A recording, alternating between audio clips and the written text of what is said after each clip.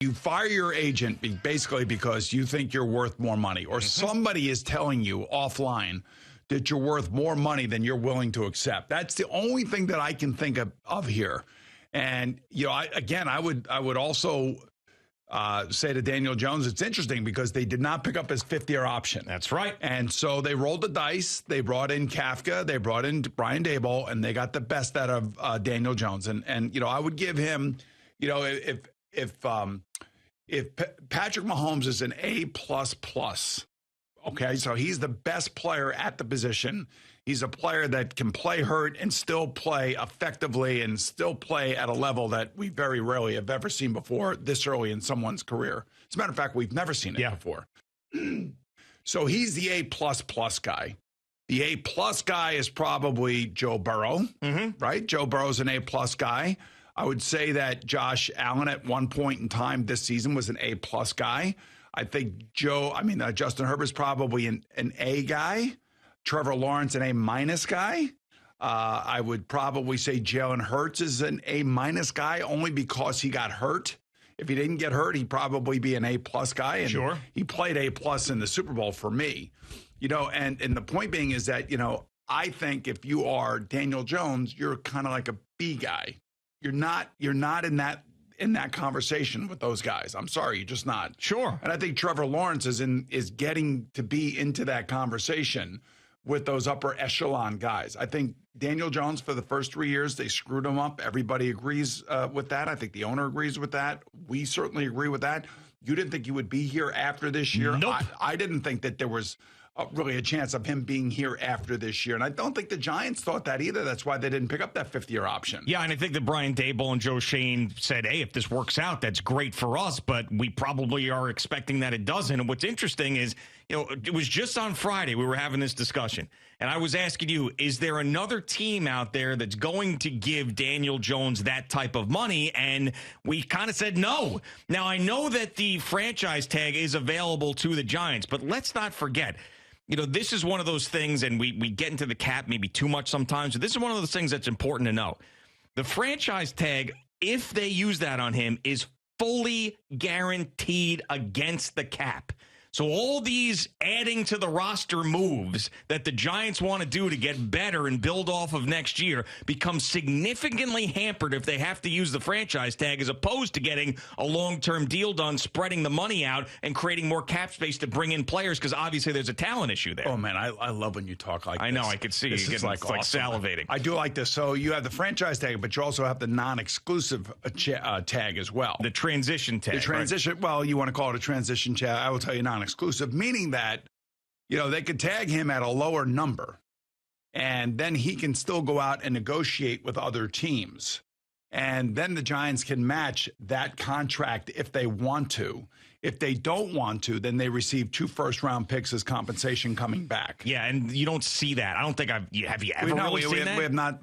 We have not seen that. But that's still a fallback position that the Giants could do. And that's, let somebody else negotiate, or let's see what somebody else may want to give him, and we can then let the other team handle it, and then if we like it, then we can actually match it. Yeah, I mean, that is a gamble worth willing to take if it gets to the point where they don't get close to a long-term deal, because so the franchise tag is $32.4 million, all guaranteed. I believe the transition. No, it's actually more than that right now, but it may go down. I think it's $42 million. But that franchise tag may go down because it doesn't really kick in. They don't have the number, I think, until April.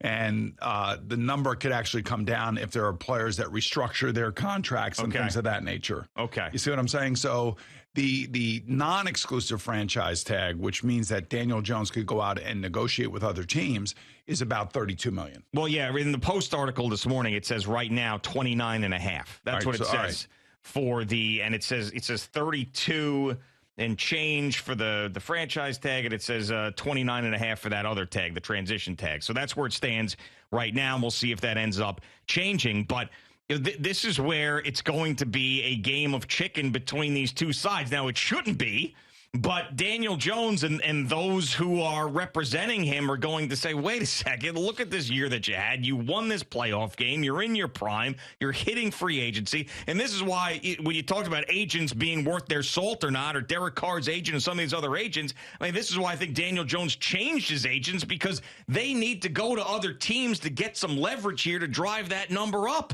And the fact that they haven't done that yet, to me, is I know they're not allowed to, but maybe behind the scenes, they've been talking to people. Talking behind the scenes. Yeah. And by the way, if they would have picked up the fifth-year option, it would have been $22.5 million. Now, that would have been guaranteed. Yeah. And you would have had to pick it up, and you would have had to have done it last year before the season. So they rolled the dice, and, he's created a good problem for them. They have a guy that they trust.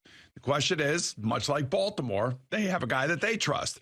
What does Baltimore think Lamar Jackson's worth, and what do the Giants think Daniel Jones is worth? Yeah, I mean, I'm telling you right now, neither one of those guys, I don't believe, and even though Lamar Jackson has gotten an MVP, I don't believe either one of those guys are in the stratosphere of those other five quarterbacks. That's right. And I believe that Lamar Jackson wants to get paid like those other guys. Daniel Jones, not quite, but more obviously than the Giants have offered him to this point. But if I'm the Giants, I don't back down from this at all. I mean, I actually think that transition tag is a gamble worth taking, because who is going to want to pay Daniel Jones, $35-37 million after this transition tag, and then give the Giants 2 first-round picks? Nobody's doing that. So then you get him for a year, $29.5 million, which would be fully guaranteed, which makes things a little bit harder, but it's not the 32.4 that the franchise tag is. I mean, that's something to think about too. But so he changed from CAA, which was his original agents, which is the Brody Van Wagenen group, CAA, to Athletes First. Now, Athletes First has negotiated contracts for Aaron Rodgers, Dak Prescott. They negotiated the contract with the Browns for Deshaun Watson. Oh, well, there you go. That's all you need to know. And Sterling Shepard is represented by Athletes First, and that's one of Daniel Jones' best friends. Matt Ryan is another guy. So they do that. I'll tell you what, Lamar Jackson should hire them. Yeah, because he doesn't even he's have doing an agent. Right, it's him and his mom that are doing it. And it's ridiculous. I mean, I just I cannot believe that he does not have an agent. It would be worth his weight in gold to get an agent, have the agent in there, arguing for him or demanding trades, speaking for him. I can't even imagine what it must be like speaking to him and his mom. I mean, just really honestly. Yeah. I mean, you need to have a third party in there, and believe me, they're worth it, as I'm sure those guys that you just listed could all attest to. That it's worth the 3.5% or whatever percent you're paying to have somebody fighting your battles and getting you to where you want to go, or getting you something that you probably weren't even thinking about. And that's why, you always advocate for the agents. I know that they're maybe the scourge from the fan base's perspective, but they have a very, very important job to protect the interest of their players.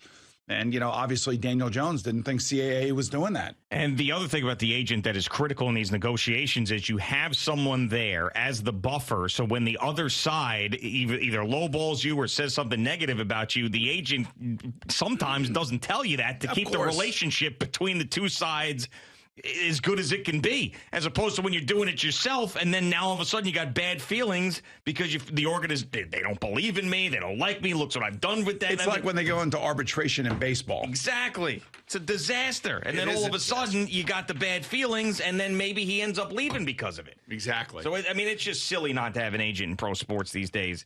I don't know why he's doing that, but right now it has not worked out. But I don't envision a scenario where Daniel Jones leaves. I just do feel a little bit validated in the fact that I knew this wasn't going to be as easy as it seemed to be, because there was no reason that he shouldn't shop himself around if possible, because he should be using his leverage, and the Giants should be using their leverage. They'll come together, and I believe he will be here. But, like, if he just accepts some contract that was like, all right, we'll pay you $31 million a year, like, that's not what Daniel Jones should be doing. He needs to, like, this is his cash-in spot for the rest of his life. You're right. This is it. And if you don't maximize that and you just settle, then you're not doing yourself a service, you're doing yourself a disservice, and also other quarterbacks in the league, as we talk about many, many times, will probably be pissed off at him, too. You tell me who's going to pay Daniel Jones $40 million. Nobody. I'll tell you right now, nobody. Let me just go down this list here, all right? Kansas City, Philadelphia, Buffalo, the 49ers, the Vikings, the Bengals, the Cowboys, the Chargers, the Ravens. Yeah, no. So the only teams. Okay, all right. So, all right. Well, I've thought about this already to save you the time of not going through all 32 teams. All right. All right. So the ones that I thought about were those who miss out on Derek Carr and Aaron Rodgers. So the Jets probably out of the mix with Daniel Jones. But I think the Raiders are a possibility. If they don't get Aaron Rodgers, where are they going to go for a quarterback? Jimmy Garoppolo, he was with Josh McDaniels in New England. That is true. But to me, I would take Daniel Jones over Jimmy Garoppolo. Mm-hmm. I mean, I would. I absolutely would. I know. 100%. I don't like Jimmy Garoppolo at all. I don't think he's committed. Daniel Jones at least stayed healthy last year. Committed and all that other stuff. All I know is he wins games, and he knows Josh McDaniels. Well, you do know about his commitment level because they talked about it, about how this guy just disappeared in the offseason and didn't give him the effort that they wanted, and the team that's desperate for a quarterback is kicking him out of there. Okay. You do know about that. Okay, all right. So we'll say the Raiders are a possibility. Okay. The Raiders are a possibility, and I believe that the 49ers could be a possibility. Now, they're not going to pay. They got to pay Nick Bosa a huge contract. They're a possibility. Now, I do not. They would be a possibility. Not for you put him on that team. $40 million. They wouldn't pay him $40 million, but a team that might pay them more than the Giants. By the way, if they do the transition tag, do the 49ers even have 2 first-round draft picks to give up? Well, the transition tags never happened in the history of the NFL, I don't believe, where a team gave up 2 first-round picks. That's the only way it's going to happen. Well, not if the Giants decide to let him walk. They're not going to let him walk. They could. So it's not the only way it could happen. It could also happen where he hits free agency. The Giants are like, fine, go out there, go get it. We're moving on. All right, so you're saying there's 4 things that can happen. One would be just cut him, let him go. Not cut him, just don't re-sign him. Yes. Because he doesn't have a contract. His contract's up. Let him go to free agency and don't even worry about it. That's right. 2 would be the franchise tag. The franchise tag would guarantee him a 1-year salary somewhere north of most likely $35 million. Yeah. All right. Then there's the the transition tag, if you want to call it that, the non-exclusive franchise tag, which means that he can go out and he can negotiate with any team that he wants. He can get a contract from said team. The Giants could match that contract if they want to. If they don't match that contract, then basically what happens is that team that does sign Daniel Jones gives the Giants 2 first-round draft picks. Yeah, very unlikely. And then the final thing would be some sort of extension that is agreed upon with the Giants and Daniel Jones. Yeah, I would think that the most likely is that they come to a contract extension and an agreement. The second most likely is that the Giants gamble on that transition tag or the non-exclusive tag and call everybody else's bluff and Daniel Jones' agent's bluff, because no one's going to give up 2 first-round picks and pay him that. And by the way, the 49ers don't even have a first-round pick. Well, it would have to be in the future, obviously. They have it. Yeah, but it would have to be this year, though. There would have to be one of them, I think, would have to be this year. Is that the way it works? I'm not sure. I believe so. But that's not going to happen. I'm telling you, that's not happening. Now, if he hits free agency, that's a different story. That's a totally different story. I mean, would the Giants run that risk? If they get to an impasse with this contract, run that risk of letting them go? No, that's why I say the transition tag makes the most sense.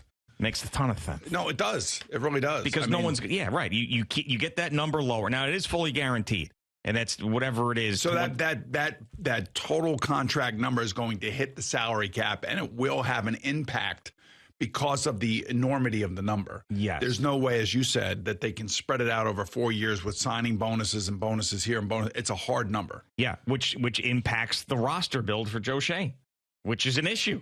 So it's probably something they don't want to do. No, I don't think they want to do it either. I think they'd like to come up with some sort of, halfway decent medium. But the agent change is interesting. Yeah. Because these agents are obviously dealing in very, very large numbers for their clients. Mm-hmm. When you think about the amount of money that Matt Ryan has made, the amount of money that Aaron Rodgers is expected to make this year, depending on where he plays. So I laugh. I'm like, are the Jets going to be able to fit $60 million on their salary cap with Aaron Rodgers for 1 year? Hope they're talking about it, trying to figure it out.